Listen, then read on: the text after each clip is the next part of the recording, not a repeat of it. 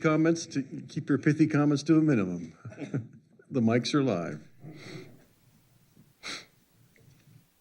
think I could recite that whole introduction to Superman. I remember it. From the 50s, Superman, or Yeah, the newer black and one? white with George Reed, the introduction. It's a To watch that every day, or every. strange visit of another planet that can go for powers. I bet you watched The Rifleman, too. Gunsmoke. And Gunsmoke. Of course, I watched all that. But The Rifleman was on at like 8 o'clock, and I had to beg my mom and dad to watch it. Well, yeah, once a week, too, back then. Would you go to bed or what? Yeah. At 8 o'clock? Okay, it's 6 p.m. I'm going to call this meeting of the Board of Directors of the Indian Wells Valley Water District to order. If you would all rise, please. Mr. Worth, if you wouldn't mind leading us in the pledge this evening. Yes, face the flag, please. Hand over heart. I pledge allegiance to the flag of the United States of America and to the republic for which it stands, one nation, under God, indivisible, with liberty and justice for all. Thank you. Please be seated. Roll call. President St. Amand. Present. Director Cordell. Here. Director Griffin. Here. Director Rotora. Here. Vice President Boyd. Present. All right, posting of agenda declaration. The agenda for tonight's regular board meeting and public hearing was posted on Thursday, August 4th, 2022. Thank you. All right, conflict of interest declaration. Director Cordell. None. Vice President Boyd. None. Director Griffin. None. Director Rotora. None. And President St. Amand, I have none. However, having said that, I must inform you that I am an employee of the federal government. However, that being said, my opinions this evening reflect my opinion only and do not necessarily reflect those of my employer. Thank you. Item 6, public questions and comments. This portion of the meeting is reserved for persons desiring to address the board on any matter not on the agenda and over which the board has jurisdiction. However, no action may be taken by the board on any item not appearing on the agenda. Non-agenda speakers are asked to limit their presentations to 5 minutes. Public questions and comments on items listed on the agenda will be accepted at any time the item is brought forth for consideration by the board. When you're recognized by the chairperson, please state your name and address for the record. All right, thank you. Are there any public questions or comments?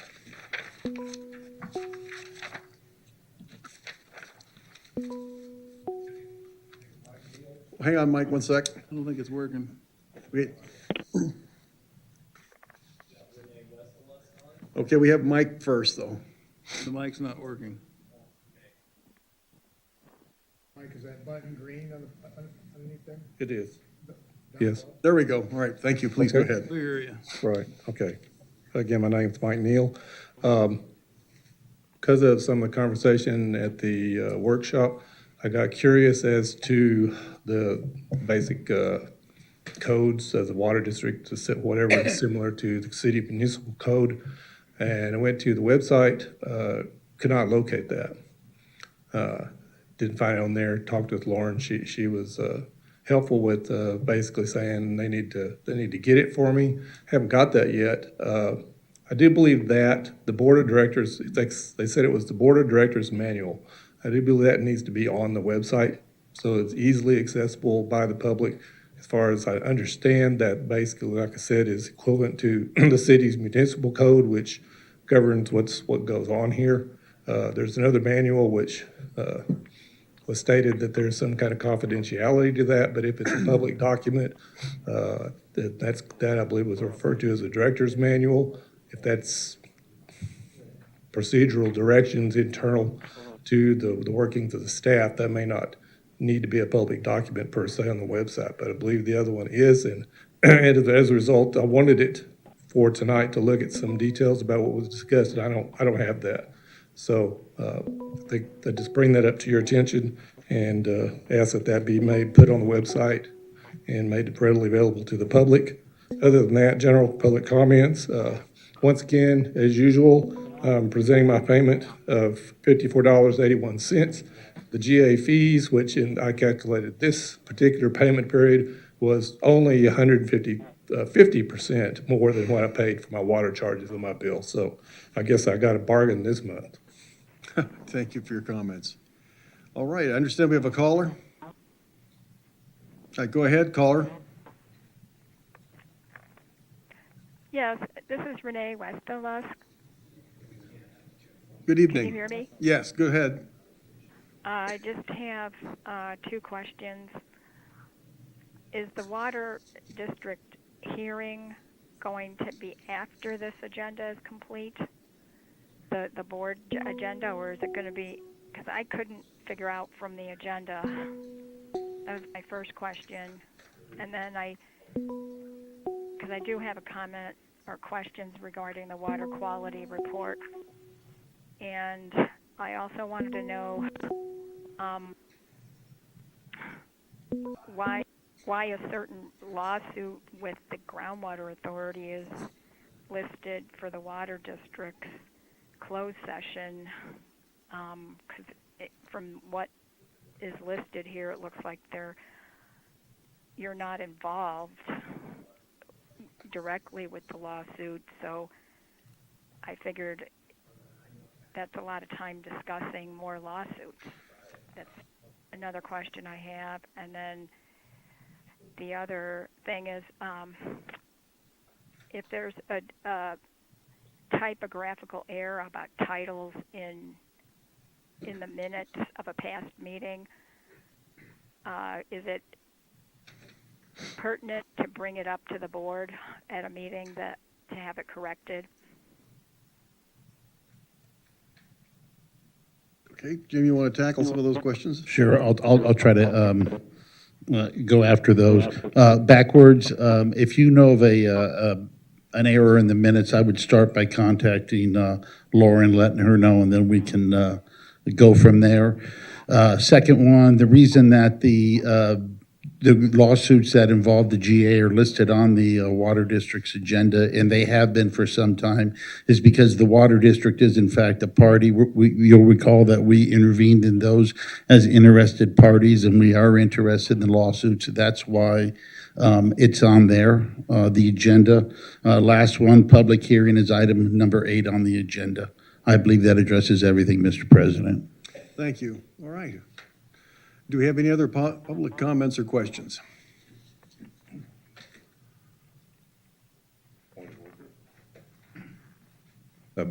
Renee, I don't think we answered your question about the water quality. I think that'll be covered. He did. Item 8. He did. Item 8. Oh, I didn't, I'm sorry, I missed that. Okay, yeah, those are all the questions I have. Thank you. Okay, thank you. All right, then I hear no other public comments or questions. Let's go ahead and move to item 7, presentations. Mr. Zadiba.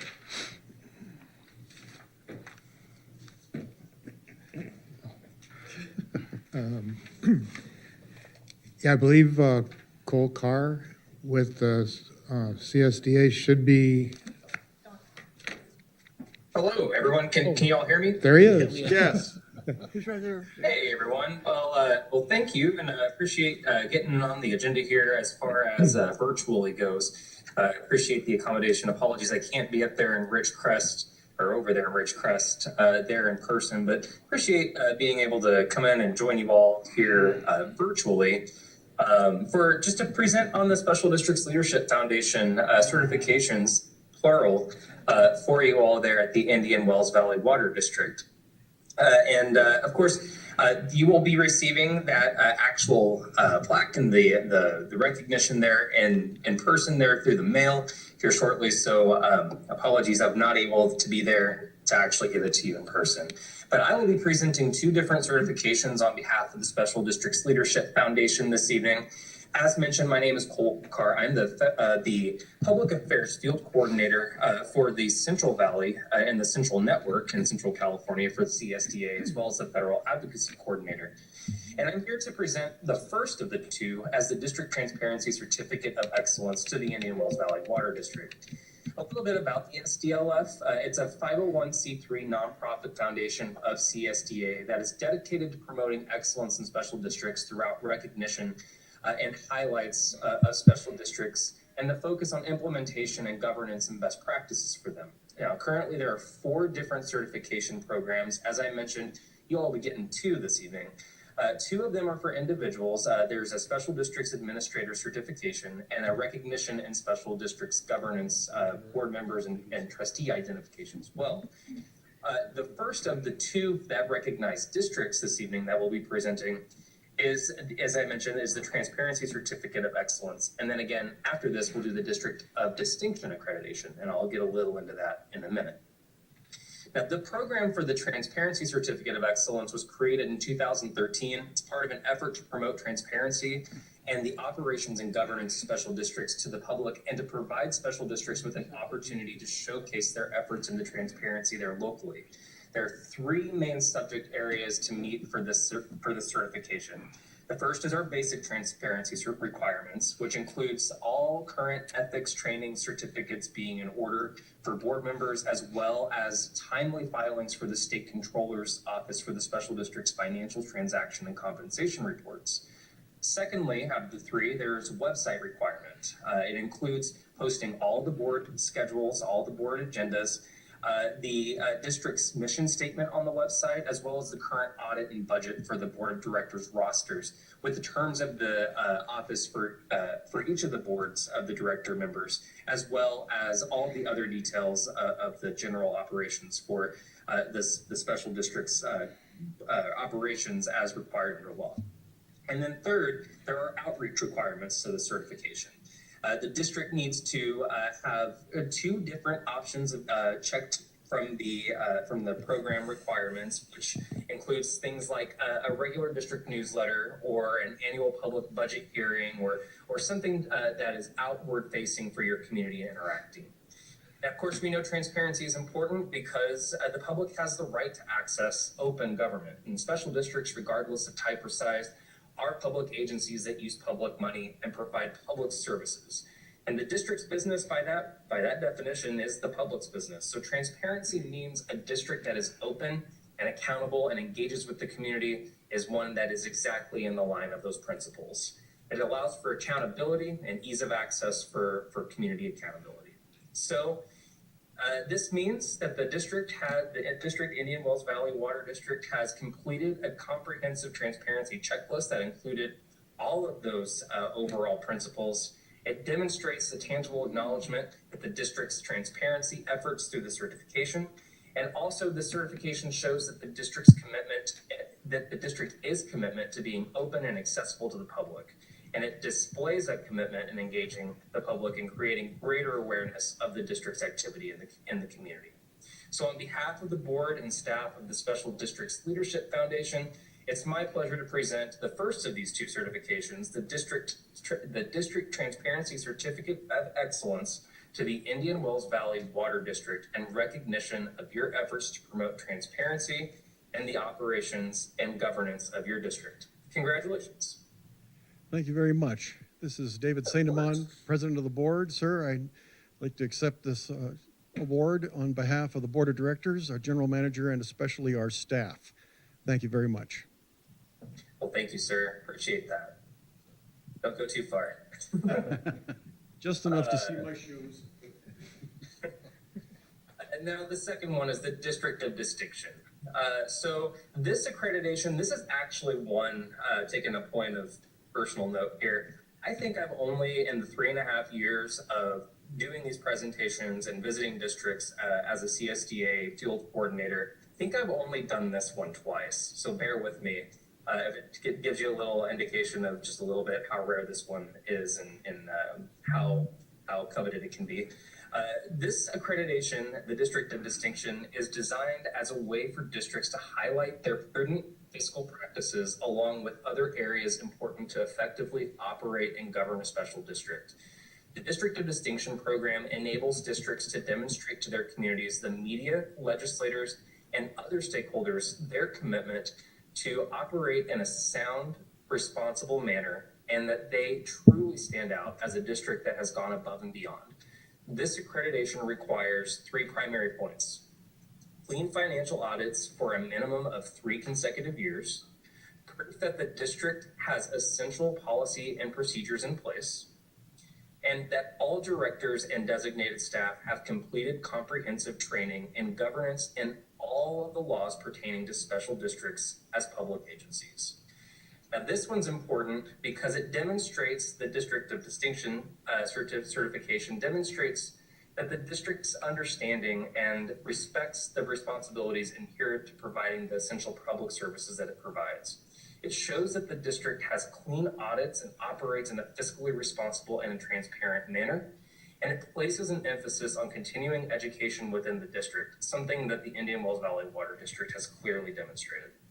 And finally, this certification focuses on having sound policies in an area of governance, board conduct, district finances, transparency, and fiscal reserves. So without further ado, on behalf of the board and staff of the Special District Leadership Foundation, it's my pleasure to present the Indian Wells Valley Water District in Ridgecrest with the District of Distinction accreditation and recognition of your commitment to good governance and to ethical and sound operating practices. Congratulations. Thank you again, sir. Very much. Everybody. I very much appreciate this on behalf of the board, our general manager, and again, our staff, without whom we could accomplish none of these things. Thank you for this award. I hope you have a lovely evening, and thank you again for joining us remotely. All right. Thank you all so much and have a good evening. Good meeting. Good night.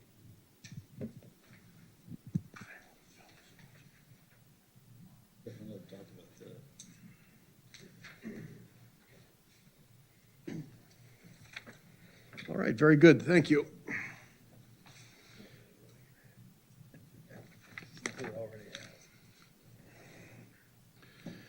All right, let's move on to item 8, public hearing, public health goals report. Anything you need to say on that, Jim, or should I just go ahead and? You should probably go ahead and give the opening presentation, Okay. then they can open the public hearing for comment. Okay. If you remember, last month, this went before the board, and a copy of the report was in the board pack, as it is again tonight, and it's been on our website since then. It's a required report by the California Health and Safety Code that larger districts serving more than 10,000 service connections prepare a special report of their water quality measurements every 3 years. And it is for anything that exceeds a public health goal or a maximum contaminant level goal. So this is it's an informative report, basically, to let the board and the public know if there's anything that exceeds those goals and what the levels were, and if for any treatment that may be considered to reduce those. So the only two that we had were fluoride and arsenic. We're very familiar with arsenic. We're already treating the wells for arsenic, and fluoride is actually something we are required to have in our water, which is kind of ironic. But the public health goal is 1 for fluoride, and we do have 2 wells that are over the 1. But as an average, our fluoride level is 0.7. So we're not required to add any fluoride to the water, and not required to remove fluoride from the water. So it's a good thing. So I haven't received any written comments or phone calls or anything at this point. So if we have any public tonight that would like to ask questions, it sounds like we might, or the board, if they would like to ask questions, I'll be happy to answer them. Okay, thank you. All right, do we have any public comments? Okay. Give our online people a second. Yeah, I think Renee had some questions. Okay. All right, there are no public comments. And this is an accept and respond.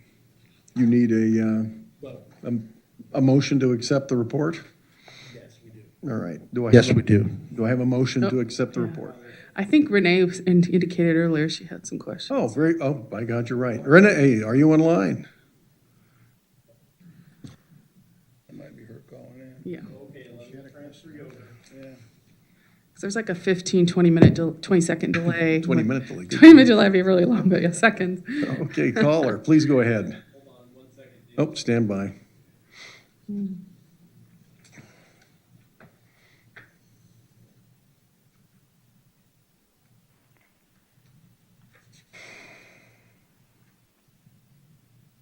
Okay, go ahead, Hello. caller. Yeah, this is Renee Westalusk. I have a question regarding the water quality report doesn't address some of the things that are mentioned, like in the frequently asked questions. Like, I'm curious, like it says, why are there white bubbles in my water? And then there's also a thing about why am I getting brown things in my water, and it talks about sediment and iron possibly being in there. The water quality report doesn't reflect those, what can I say, unusual problems with the water. So is there no like measurement of iron or anything if there is an excess of iron at times in the system? And I don't know, whatever causes the white bubbles. And I kind of want to know if the water quality report addresses any of that at all. It doesn't seem like it does. Thank you. That's my comment.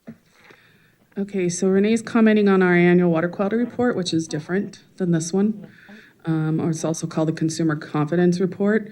And we are required to include in there any constituents that are actually detected in the water. So of course we do measure many, many other things, and they're not in the report because they're not detected. So for instance, iron. You're not gonna find iron in our raw water. If you do have iron, it usually comes from the plumbing in your home. And a lot of the stuff you see in those Consumer Confidence Report or annual water quality reports are required information, the things that we have to put in that report, whether or not it pertains to us or not. For instance, we have to have a spiel in there about lead in your water and where to get more information. We have very little room to put anything that we want to put in there, so we put a little thing about the adjudication this year in there about that. But anything that you're interested in, you can always let me know. But I've gotten calls about other items and they say, well, it's not in there, it's because it wasn't detected. So, and we're not required to list every single thing that we test for unless it's detected in the water. Okay, thank you. Are there any other public questions? All right, we'll give it the 20 seconds. Okay, do I have a motion from the board to accept the report? So move. I'll second. Okay, any public comment? Any board discussion?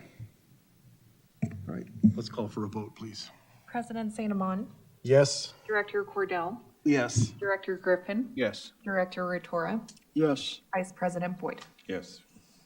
All right, thank you. Item number 9, current business/committee reports, consent calendar.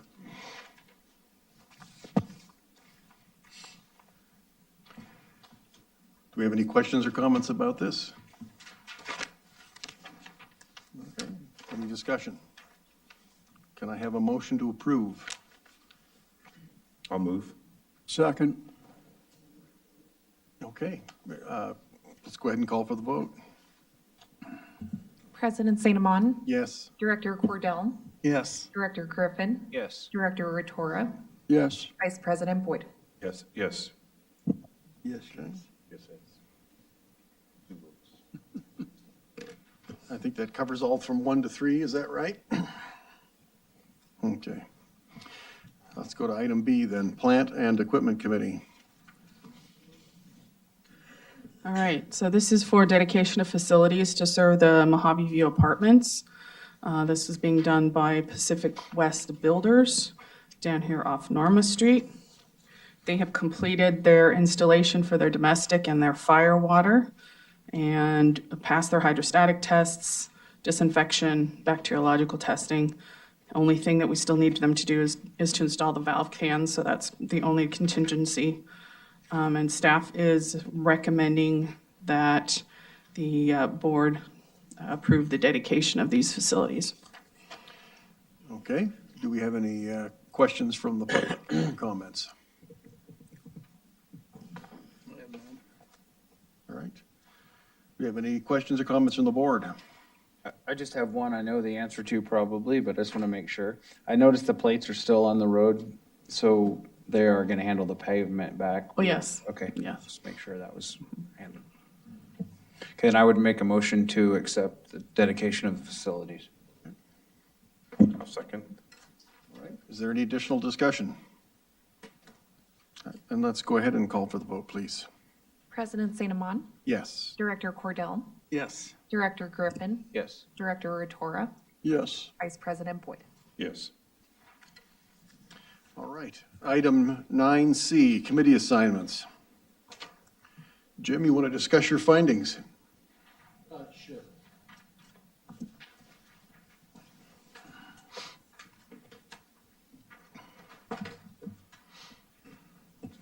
Okay, so I was able to send out a memorandum to the board earlier this afternoon. Apologize for not getting it earlier. You'll recall the discussion. It was specifically related to Stan's request to either be placed on an ad hoc committee to be formed for the purpose of working on the rate study, or to be reassigned onto the finance committee for the same purpose of working on the rate study. I hadn't done a mid-year committee change, so I took a look at it. I'll say that there's nothing in the district's enabling legislation that speaks to committees, only that boards need to be formed. I looked at the Brown Act, and the Brown Act pretty much is limited to where it's helpful that a standing committee is a legislative body under the Brown Act. But it does go on to define, partially at least, a standing committee. Standing committee, I got it right here, that have a continuing subject matter jurisdiction. And if you look at the finance committee and the subject matters that they're responsible for, you've got rates specifically on their cost of service study. So the rate, this certainly does clearly fit within the finance committee.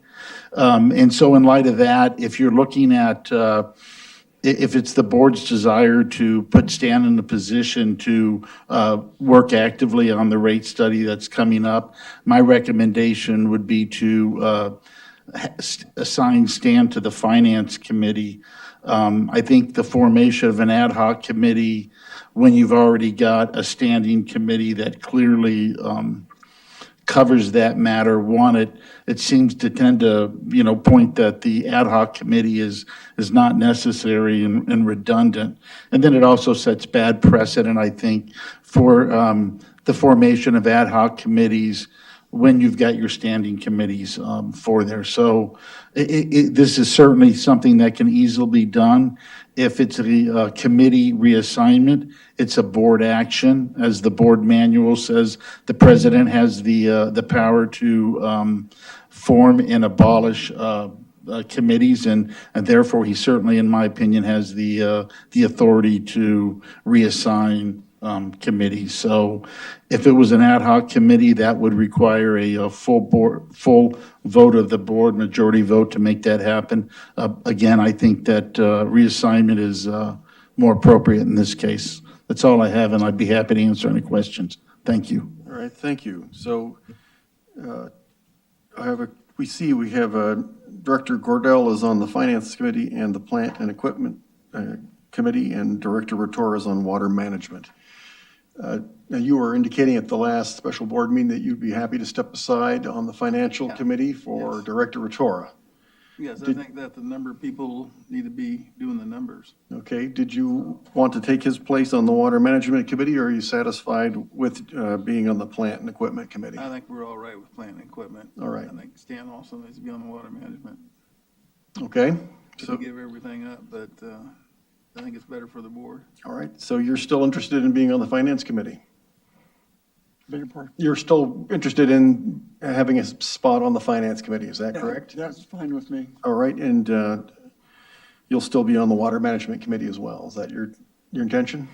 Well, since I'm on the GA board, I mean, it's kind of standard, although if Chuck wanted that particular position on that committee, I would be willing to relinquish it. No, he agrees with you, you should be on that committee. Oh, okay. Okay, all right.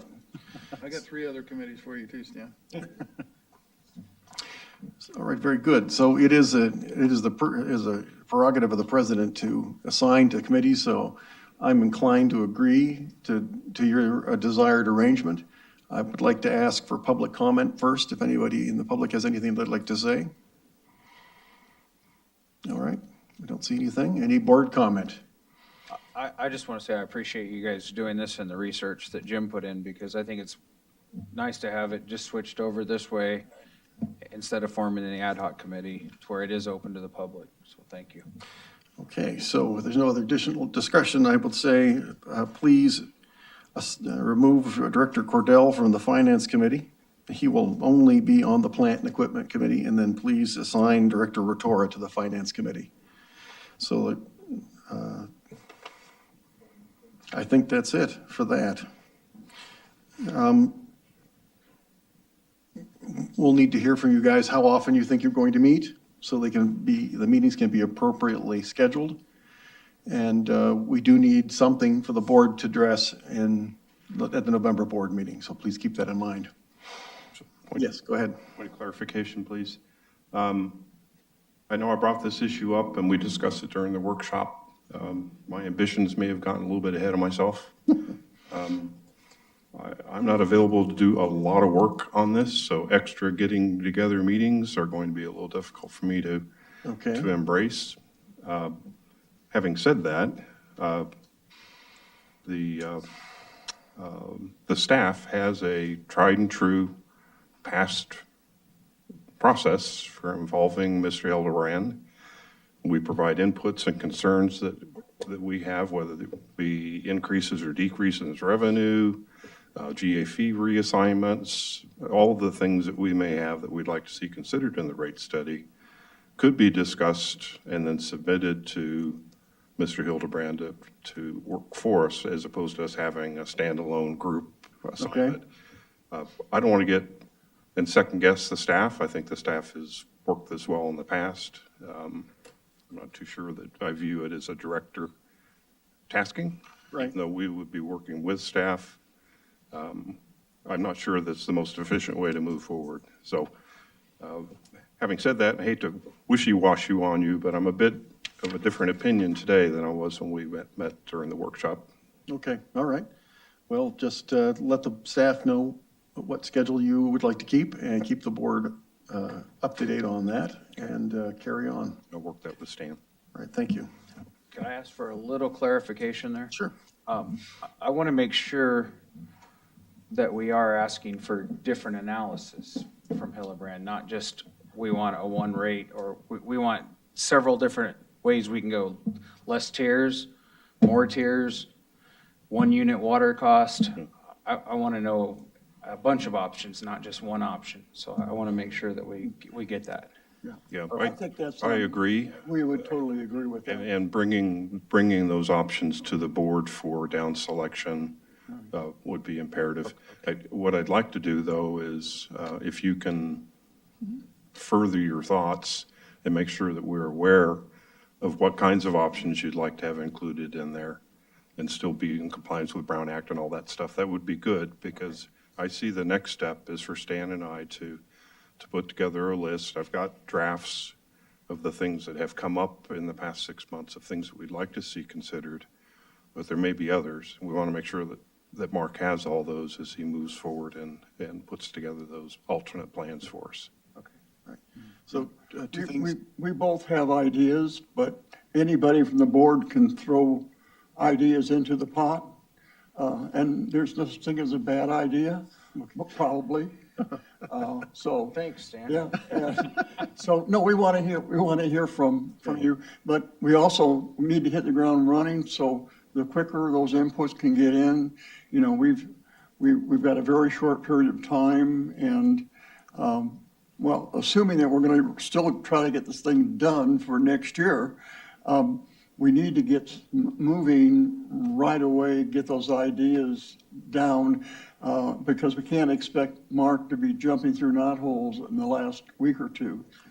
So, Well, I can tell you mine right now. I just want to clarify, I'm seeing a lot of Chuck, comments. Yes. excuse me, we're just talking about the assignment of committees. Yeah, this is off the topic. We'll have plenty of opportunities for the board to provide your comments. Sorry about that. So for now, in order to avoid Brown Act violations, if you have any suggestions, ideas, or things you would like to see addressed, please send them to Don, and he will forward them on. Okay. All right, thank you. And it's just a clarification on, there's a public review period for a rate study, is that correct, Don? 218, we'd have a How many days, is it 45 days? public hearing.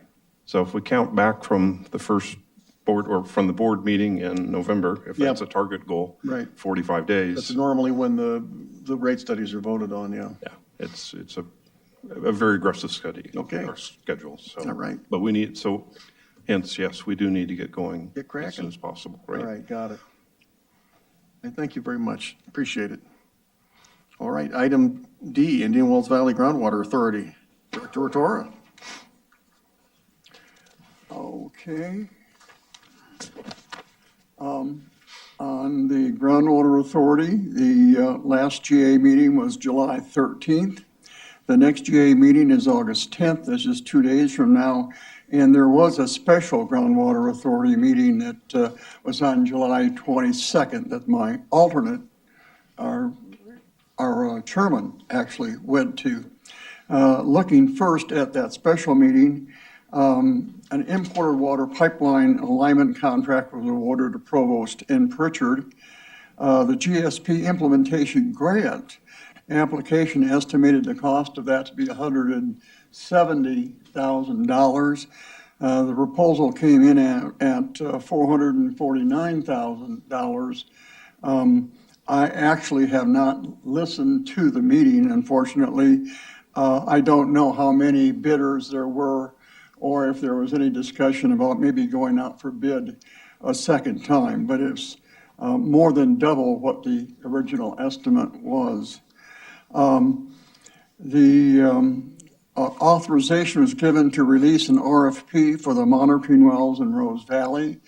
That project has been pushed back, and we're going to see some progress now, so that's a good deal.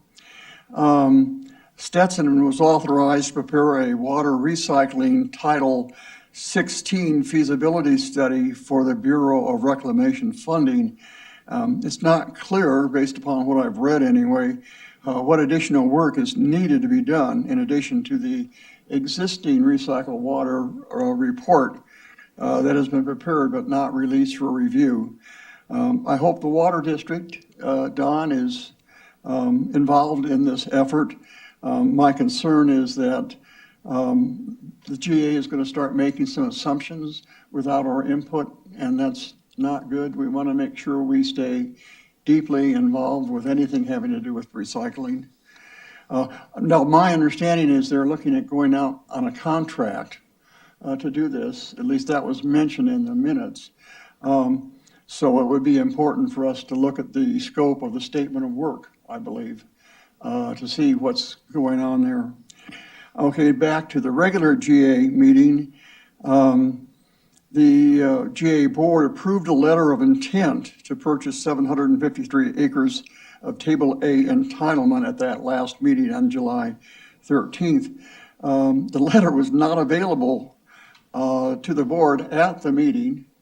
According to the Daily Independent, the letter of intent was signed and released. I still have not seen it. According to the meeting minutes, the contract approval will be on the August meeting agenda. And of course, we'll see 2 days from now whether or not that actually happens. The item is in the closed session, but whether or not it'll actually have a commitment to actually sign a contract or not, we won't know until the day of the meeting. No progress has been made on making the annual report a board approval document. And last but not least, I intend to continue my encouragement for using planning tools. We've got a number of major projects that we're working on, dealing with millions and millions of dollars, and we need schedules, budgets, that kind of thing.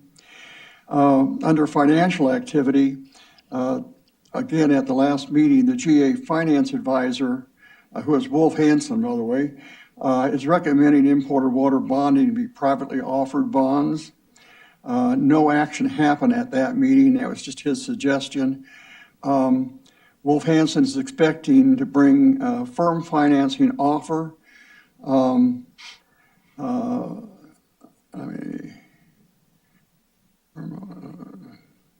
To the next agenda, pardon me, to the next board.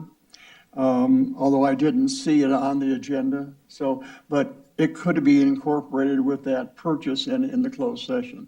So I don't know whether or not they've made any progress with regard to bonding or not. Let's see. In terms of project activities and concerns, my one primary issue and concern is still our inability to measure the change in groundwater storage. And I keep bringing it up. Turns out it actually at least is given a footnote on the agenda for this coming meeting, so we'll see what they actually have to say when that agenda item comes up. And I'd be happy to answer any questions or accept any comments. Okay, are there any questions from the board? Yes, I have just a clarification.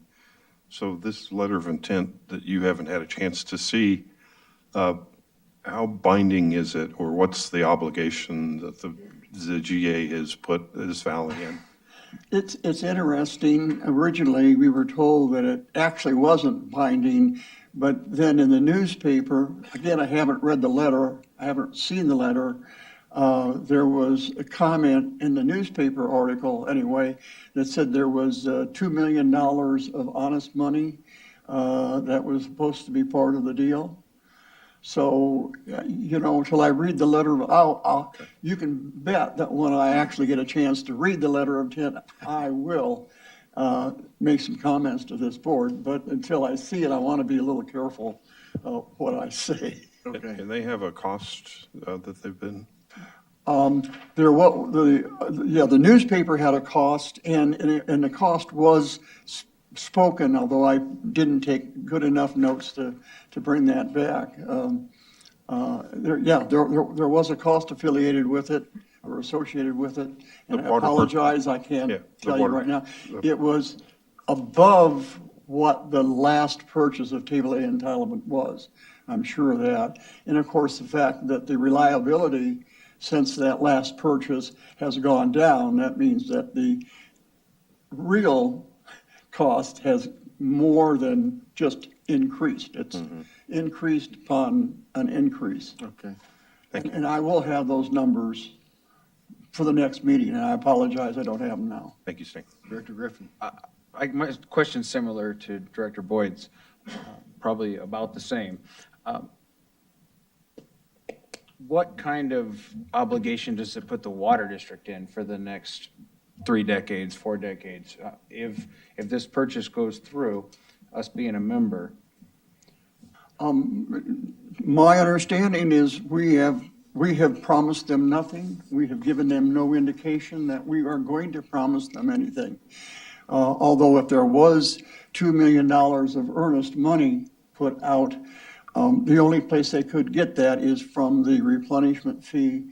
That, of course, is money that we contributed.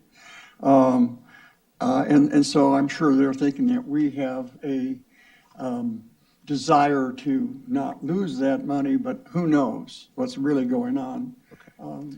Again, it's a matter of actually reading the document and seeing what, in theory, I think it's got like a 60-day fuse, something like that, where the GA is supposed to get agreement from the State Water Project contractor who's really in charge of that, as well as an environmental approvals. So it's not a done deal by any means. Okay. And then my other question, it's a two-part question. If we would have already had this, how much water would we have gotten this year?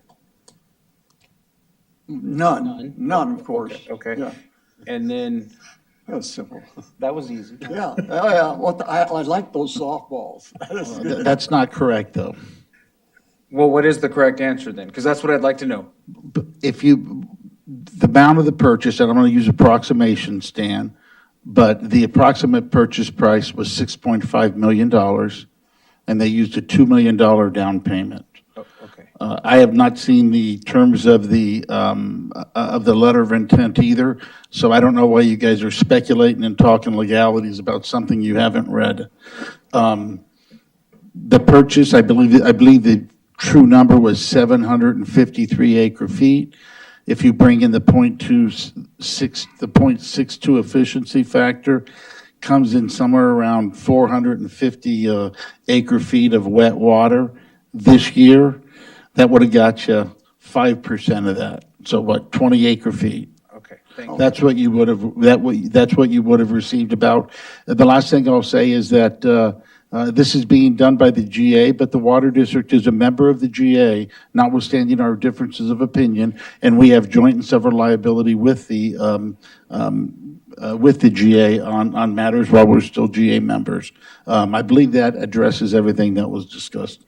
Thank you. Thank you. I'm sorry, we don't have a way of getting water here, so I stand by my comment that we would have received zero water. Okay, but if we did have a way, we would have got We 20 could acre feet. possibly sell that water. Or bank That's it. a difference Yes. than receiving water. We would have had the ability to receive water, do whatever, but we certainly don't have the delivery capabilities. So semantics, I guess, and I give Stan. Okay. Are there any other directors? Jim can run a truck. If you could truck, then that'd be a lot of trucks. Are there any questions? All right, are there any questions or comments from the public about this report? Yes, my name's Mike Neal. Okay, I believe I can bring a few facts forward on what was just talked about, this letter of intent. And I thought that I forwarded this, at least to some of you. I got an email with a link to the article discussing this. It was put out by Lois Henry from over in the Bakersfield Central Valley, and that information is on, I think her site is sjvwater.org. That particular thing in the article itself, it links to an actual copy of the letter of intent. So you could see that before the meeting instead of springing it on you at the last meeting, minute at the GA meeting on Wednesday. The article gives most of the details, in summary of all this, and what really jumps out at you is the cost, which is, and I would need to ask one question about that. They're saying the cost is for 750 acre feet at 8,000 something per acre foot, $6,396,000. And for some reason, I still have continued confusion about this. This is strictly an option to buy, right? We're not going to get 750 acre feet or whatever it ends up being without paying more money sometime in the future. Is that It's an correct? entitlement, Table A entitlement, which means that you will be given a certain percentage of that entitlement every year. They always identify, how many percent of your actual entitlement are you going to get, and then you pay appropriately. Or it may be you pay for the whole thing, 753 acre feet, and then they decide how much of that you're actually going to get. Like this year, it would be like 10%. 5% allocation. It's decided by DWR based on snowpack and other factors. Your question, Mike, yes, they would have to pay more money. They've only given two. But again, the obligations, the financing isn't in place. We haven't read the letter of intent, even though it's on the paper. So But there are additional steps that the GA would need to undertake to complete that. Okay. And so the future cost for getting, say if we got 100 acre feet, would be whatever the market rate for water was per 100 acre feet at that time, that particular year, right? No, they're buying the entitlement for a price. And so, once you pay that price, you own that entitlement. Now, with that entitlement, you've still got fixed costs, no matter you receive 5% or 100%. There are still fixed costs, for O&M, and then there's variable costs. So, in theory, when you pay, you can in fact buy that entitlement, but it comes with an annual price tag as well, if that answers your question. Okay, I think that kind of answers it. So in the article itself, Ms. Henry, in one paragraph, said,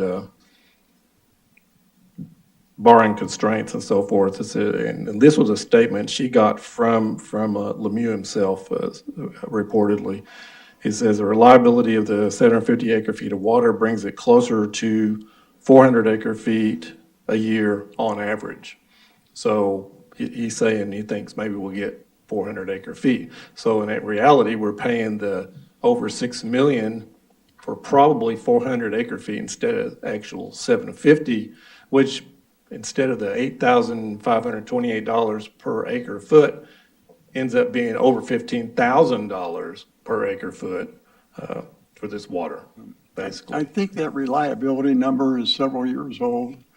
And so I wouldn't count on getting 62%.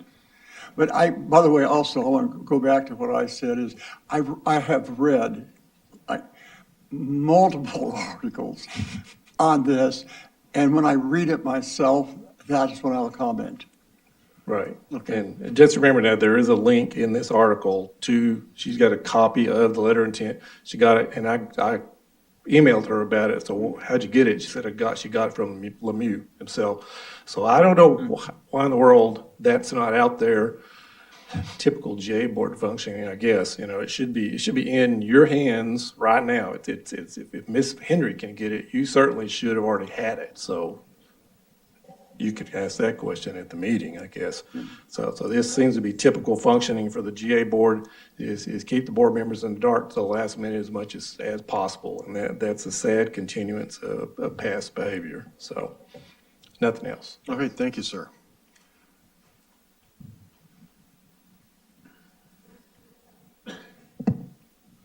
Judy Decker. I have some comments. You need to remember that this basin has been in overdraft for 60 years at least, and that the community leaders of the past knew it and did nothing about it. The result of that is what we have today. Had they acted even 30 years ago, we would have the right to imported water, the pipeline, and so on and so forth at a much cheaper rate. Tonight, you approved another building project. Where is the water going to come from for the new people that are going to move into this valley and live in those apartments? Or live in the houses vacated by people who move into the apartments? We don't have it. We simply don't have it. We all celebrated last week because we got some rain. Wow, we got about 1/4 of an inch. Doesn't cut it. Water levels continue to drop. Areas continue to get dry. More and more people are buying carboys and hauling water in the back of their pickup trucks. Delivery trucks are coming to the areas of the county from places like Kernville and delivering water by truck. Quit complaining about the GA and start trying to help them. I know it's difficult because many of them don't live here, and some of them sit out there like they're a cardboard cutout figure. But we need to help them because what is our choice? You all have grandchildren. Some of you maybe have great-grandchildren. If you want them to stay here, where are they going to get their water? All right, thank you for your comments. Are there any other public comments or questions? Let's give I hear a phone. Water District. Oh, right, let me transfer you.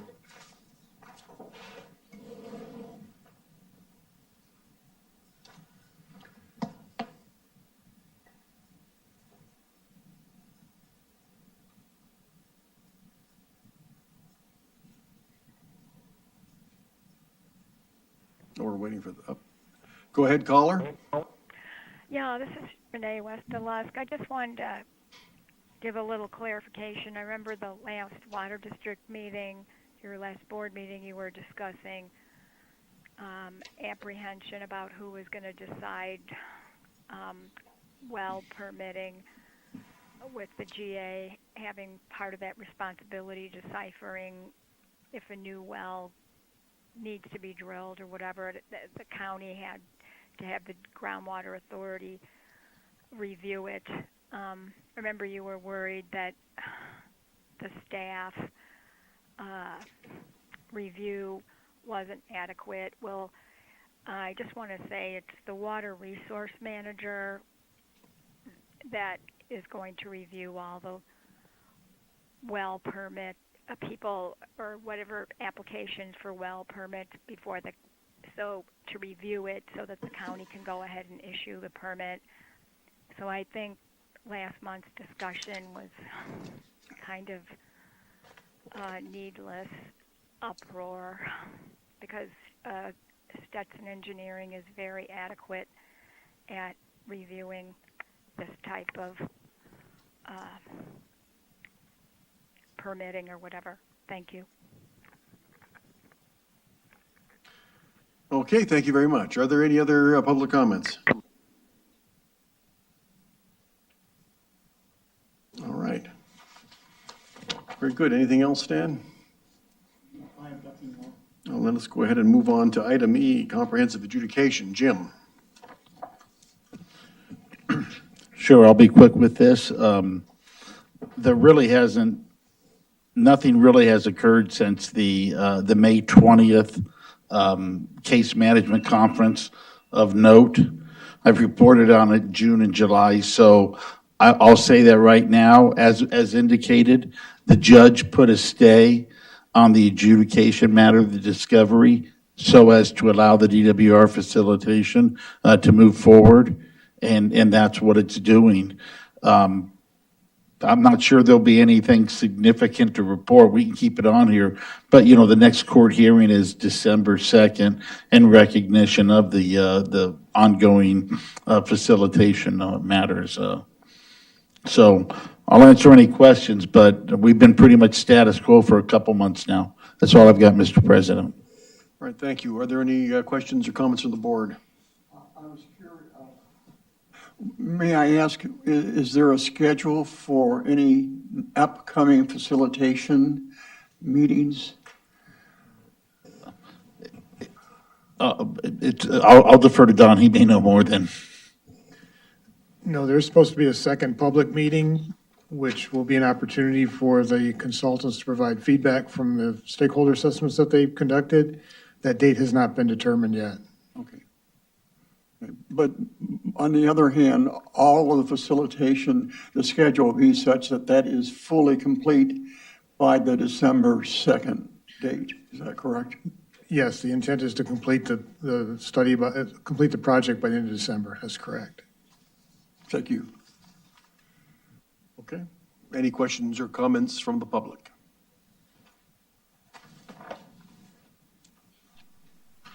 Yes, Mike Neal again. is either the last city council meeting or maybe the one prior. This subject, there was a long discussion. Keith Lemieux called in to the meeting himself. He wasn't in attendance, but they had him speak pretty much directly on this subject. And so you might want to go listen to what he had to say. As I recall, he basically said he had talked to Paul Gosselin at DWR, and as before, whereas it had been at least rumored or maybe plainly stated that the GA was not going to participate in facilitation meetings. After he talked to Paul Gosselin, he reported to the city council that basically DWR had told Lemieux that the facilitation meetings were not going to change anything in the GSP. So there wasn't going to be any discussion about changing the allocation tables, which was always my opinion. This was mainly what that was about, was working through some of that and some other aspects of the GSP report. So now the city's all happy with it, and the GA is going to be urged to change their course and participate, because they don't think anything's going to change that they've already decided.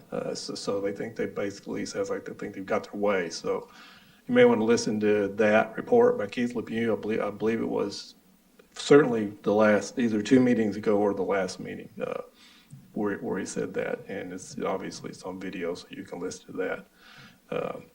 Otherwise, hopefully, when this finally gets going, which obviously is going to take a while, maybe some things will get corrected in this adjudication to be a little fairer to particular water users in the valley. Certainly one that's getting targeted and could potentially go out of business and cause this valley to lose hundreds and hundreds of jobs, which would be a real economic downfall. All right, thank you. Are there any other public comments or questions? We'll give it a few minutes for our friends online. Seconds, rather, not minutes. It does, doesn't it? Okay, so hearing none, let's go ahead and move on to item 9F. General Manager and Staff Update, Water Production. Don. Well, I always start with the safety report, and as of today, Water District employees have completed 474 days without a recordable injury. Production, metered production at the wells for the month of July was 499,100 gallons, 649.1 acre feet. And as I remind you every month, the number that we report to the State Water Resources Control Board, it's used for comparison, is the metered water through the distribution system or the consumption, along with non-revenue water, which would include water lost to leaks, flushing, blow-offs, that sort of thing. So that number is 202,440,000 gallons, or 621.3 acre feet. Beginning with the month of June, there's a new requirement from the state board that we submit a preliminary report with consumption, population, and residential gallons per capita per day by the 3rd business day of the month. And we did submit that report on August 1st. The full report is still required by the 28th of the month. We actually submitted that on August 4th. The conservation results for July show consumption was down 35% compared to July of 2013, the baseline year that the State Water Board established prior. The 20% conservation target established by the board took effect in June of 2016, and the cumulative result is now 23.3%, primarily on the strength of 3 consecutive months, well over 30%. In response to Governor Newsom's request for a voluntary 15% reduction to address the current drought conditions, the state board also is comparing current water consumption to the same month in 2020. So comparing July of 2022 to July of 2020, we've seen a 6.4% reduction in consumption. Comparing the July conservation results to recent years, consumption in 2021 was 26.5% lower than the 2013 baseline year. 2020 was 30.6%, 2019 37.5%, and 2018 26.2%. The residential gallons per capita per day, which we report to the state as well, for the month was 160.6. And again, this includes both indoor and outdoor usage. We had no new connections during the month of July, so no capital facility fees were collected. And this is the first month of the new fiscal year, so for the year, we've had no new connections. No new connections. Right, thank you. Moving on to public outreach, if there are no questions on the previous report. Questions? Questions from the public? Here we are, one moment. Mike Milligan, I believe I know what it's targeting, but you mentioned they wanted a per capita consumption in this report. What is that number? Do you remember? What is the number? Per capita consumption of water report, like per capita per day, I assume is what they're looking for. The number that we reported is 160.6. Oh, what is the state requirement? No, I want to know what the district's reported capita consumption. That's 160 gallons per capita per day Right. at this time. Yes. Indoor and Summer outdoor. kinda. Indoor and outdoor usage is combined, yes. Okay, all right, thanks. And I don't know what the breakdown is, how much is indoor and how much is outdoor, because we go through a single meter. Okay, anybody else? Right, press on, please. Public outreach, I did attend the community collaborative meeting, which was held on August 2nd. Basically only reported on the workshop at the board, the special board workshop. And primarily, the report consisted of just mentioning the fact that we had reviewed the 10-year financial analysis provided by Mark Hildebrand, and that the district would be undertaking a new cost of service analysis in the coming months. I mentioned this last month, but I hadn't actually done it yet, but I was the guest speaker at the July 20th Rotary Club meeting, during which I highlighted Executive Order N722 and the resulting State Water Board Emergency Water Conservation Regulations. Also mentioned board adoption of the 2020 Water General Plan, the 10-year financial analysis, and the upcoming cost of service analysis. I also mentioned the status of Department of Water Resources facilitation services, that those stakeholder assessments have been completed. And I took the opportunity to promote the Water Smart customer portal. We continue to work with Providence Strategic Consulting to promote Water Smart. We did see an increase late last month, but that's dropped a little bit in the last week. I was happy to see us get over 1,500 accounts, but that's dropped down to 1,496, I think, right now. So at present, only 11.5% of the district customers have Water Smart accounts. There were 1,980 customer alerts issued in the month of July, and for the past 12 months, there have been 12,139 alerts issued. This is about 1/3 of the total 35,844 leaks that have been detected during this time. So 2/3 of the leaks have occurred with unregistered customers. We do review those abnormal usage events that we find where customers are not registered, and we do reach out to them if we find something that we need to investigate. We encourage them to investigate the issue and find out what's causing that. And this is really the driver behind our trying to promote Water Smart more, is to get more people to sign up, because as you see, 2/3 of the detected leaks are not being alerted to customer. Well, they're not receiving alerts directly. So we're working with Providence right now on messaging. We've got 2 billboards that we lease from Sun Advertising, and we've come up with a message working with Providence to replace the every so many months we replace the messages to try and refresh them. And the message that we're going to put on is a message promoting Water Smart, trying to get more people to sign up. And that's it for public outreach. Okay, are there any questions from the directors? Any public questions? All right, let's go ahead and move on to item 3, special board workshop. That's you. So, in reviewing my recommendations during the workshop that we consider embracing a strategic planning effort, some subsequent discussion we had was to look at what would initially be the impact of having a strategic plan. And going into a rate study, having had a strategic plan in place would have been a good thing to have. Our timeline does not allow for us to have a well-vetted strategic planning effort in advance of doing the rate study that's due in the November timeframe. Well, we do have a plan that includes projects that are ongoing, projects that are coming up, so that really constitutes a strategic plan of sorts. That's currently our strategic plan. Of course, the strategic planning that we were talking about here were the multi-hypothesis or future state considerations and to try to look to see if there's opportunities for us to be wisely making our investments that would maximize the harmony with those future states that are hard for us to predict. Give us some assurances that, hey, this will work no matter what happens in the future would be the kind of thing that you would hope for out of these strategic planning efforts.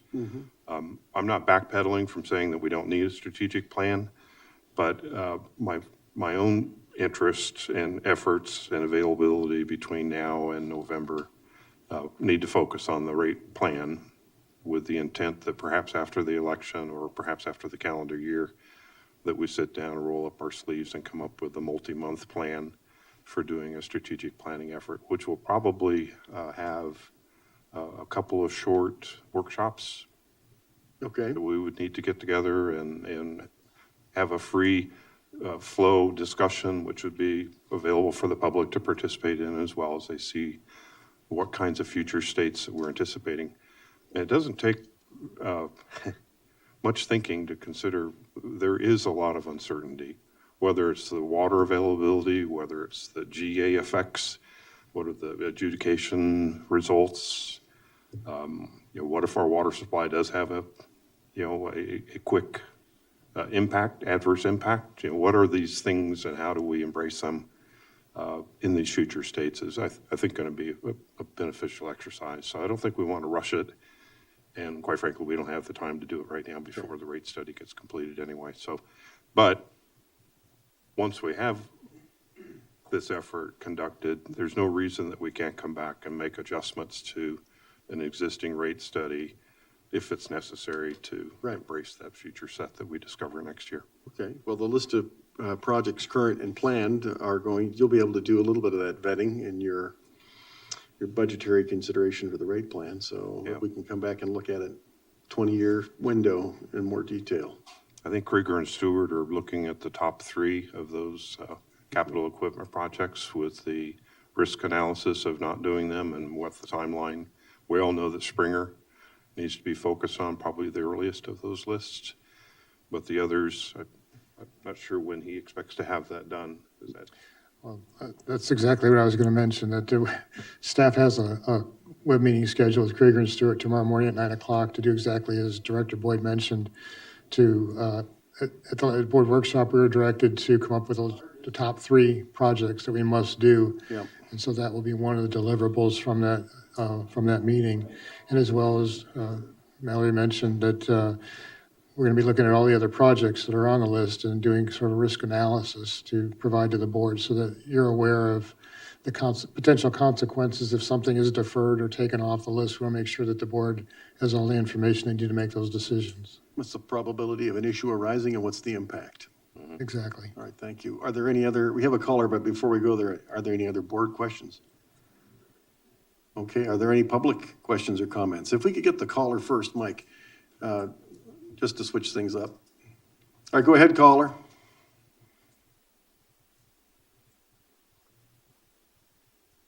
Hello, caller. We can't hear you. You may be on mute. I hear paper. Hello, this is Renee Westerlust. On page A2 of the August 3rd, 2022 Daily Independent, they published an article, I guess written by Michael Smith, about the workshop you had. And they talked about, in the article, about the proposed schedule of water rate increases. How serious does the public need to take that discussion? Is it just a discussion that they just had, or is there any merit to the district adopting that 5-year schedule of rate increases? is that a realistic So- goal? So the answer is that the Finance Committee is going to be working through this with the staff to come up with a rate study that will inform any rate increases that would come in the future. And those regular committee meetings are available for the public, so they can come in and have their input at those times. But And those decisions have how not been made yet.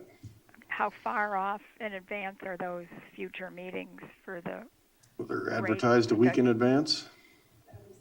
are they coming up in the next 2 months or 3 months? Oh, yeah, they're monthly. Okay. The Finance Committee meetings are monthly. And I understand they're advertised 72 hours in advance, and they're on a regular schedule, so we can provide you with that if you're interested.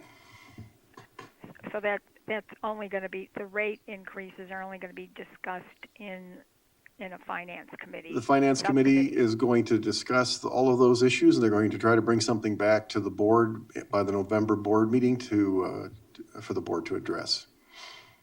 Okay. All right, thank you. Yeah, yeah, open to the public. Thank you. Mr. Deal?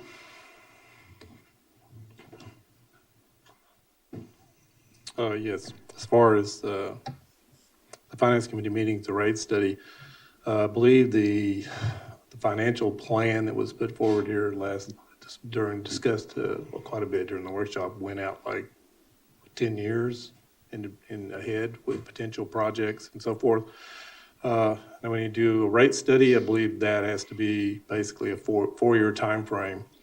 And then you do it again in 4 years. You do a Prop 218 and do 4 years, unless I'm incorrect in that.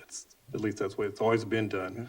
And suggest that looking at the first 4 years of what's proposed in this financial plan would make the job a lot easier and eminently more practical, since even looking forward more than 4 years, out to the future is literally impossible.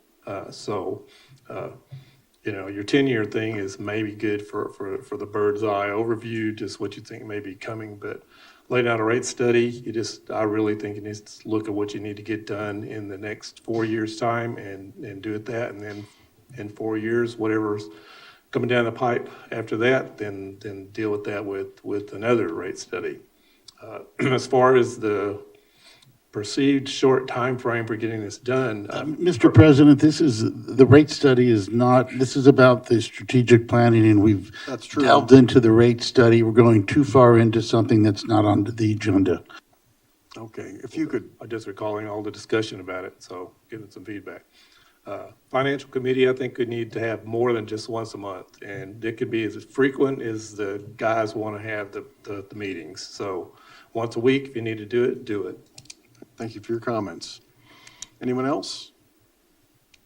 Okay, item 4, booster stations and tank projects. All right. I've got some pictures for you. This is from the booster station. You can see that the pump cans were installed. That's what those are. And then in the next slide, you'll see the encasement that was put around the pump cans. Next will be the installation of the suction piping for the booster station. The suction piping is supposed to arrive this week. And then they will do the rebar and the encasement around the suction piping. So for the tanks, that is the new tank going up at the Gateway Booster site on the corner of Gateway and Javis. It's just about complete. They've requested a final inspection for the 15th of this month, which would be the inspection before the coating of the tank starts. It may or may not happen that day because they want to try to schedule the inspection of the rebar for the suction piping encasement, and that might be off a couple days, but it'll happen this month. They're also working at the I got another picture. It's kind of cool from the inside. You can see the rafters and you can see the appurtenances and stuff on the inside of the tank. It's kind of a cool one. And I think there's pictures from the C-Zone site, working on the berm around the C-Zone tank site. I think there's a couple pictures of that. This is all steel.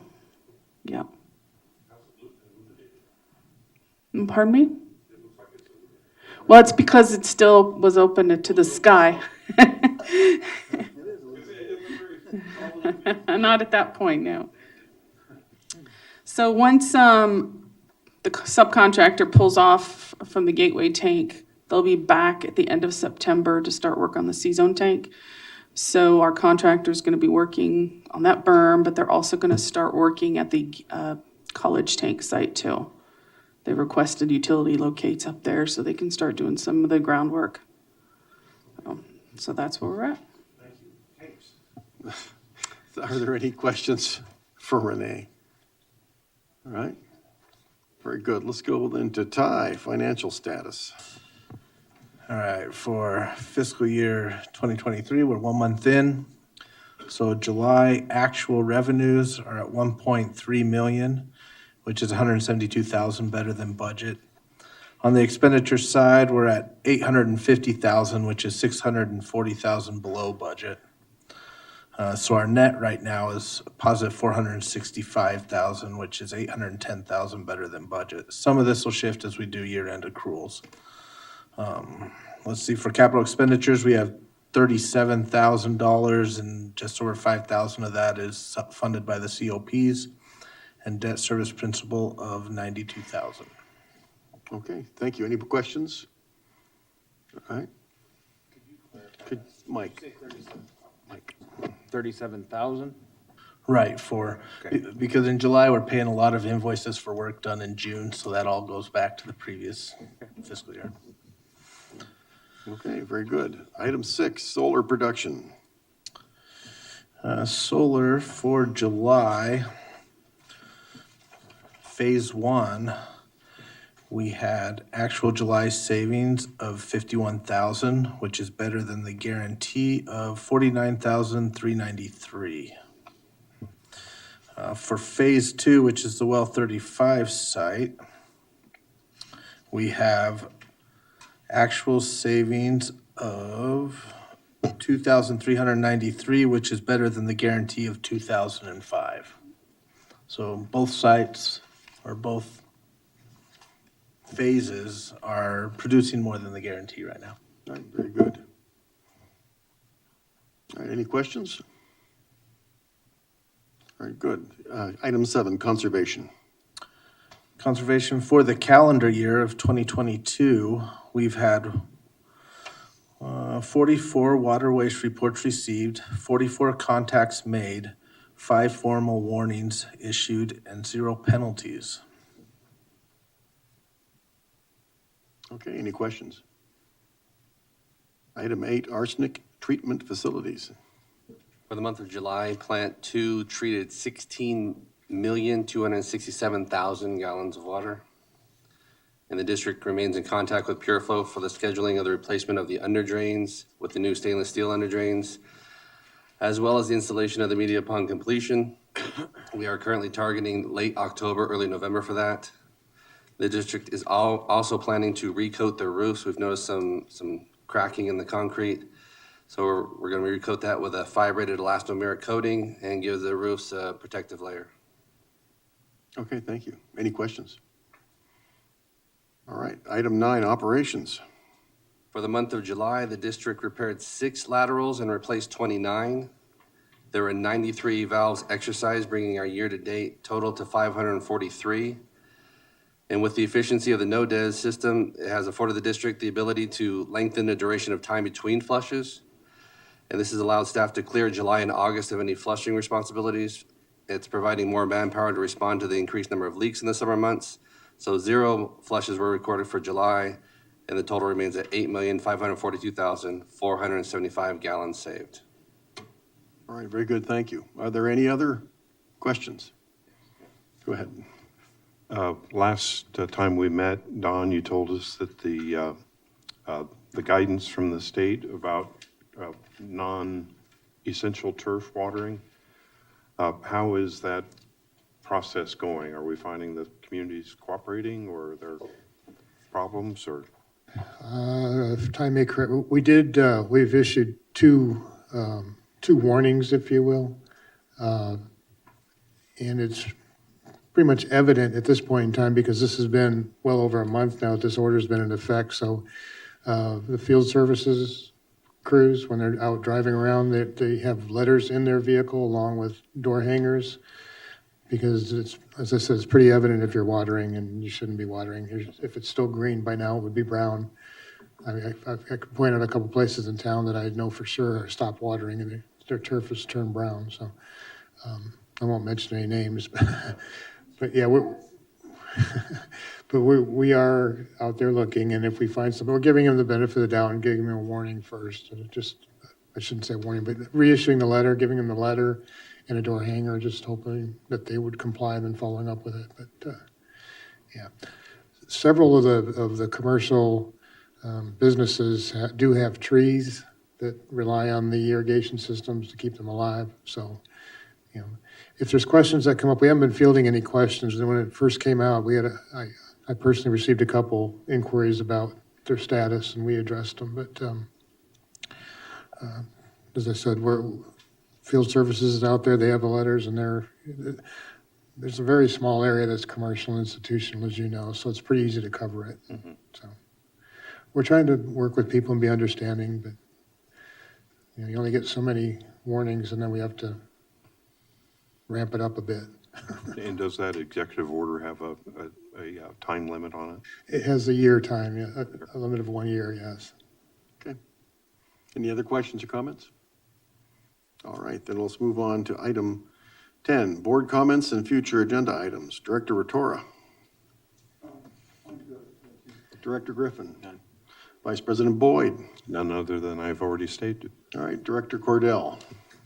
Yeah, I just kind of wanted to address Judy's comments a little earlier tonight.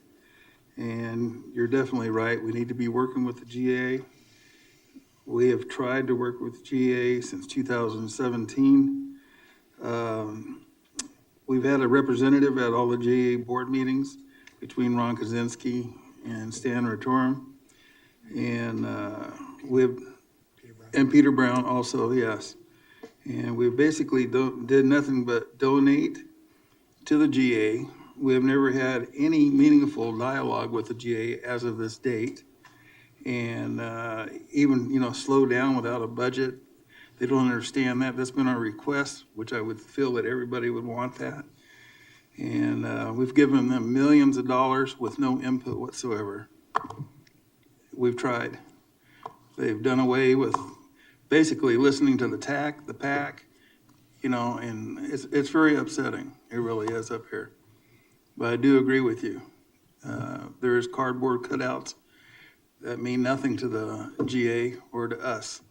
We need some people in there that's going to try to thrive and get some things done. So, thanks, Judy. All right, thank you. So my comments are, I'd like to thank the staff for their support of tonight's board meeting, and I'd also like to thank the staff for all of the efforts they've undertaken in order to help the district achieve both of the awards that were presented tonight, the District Transparency Excellence Award and the District of Distinction. Thank you very much. I'm going to go ahead and call the open session closed at 7:27, and let's have the closed session open at 7:40 p.m. Thank you. Thank you for your attention tonight.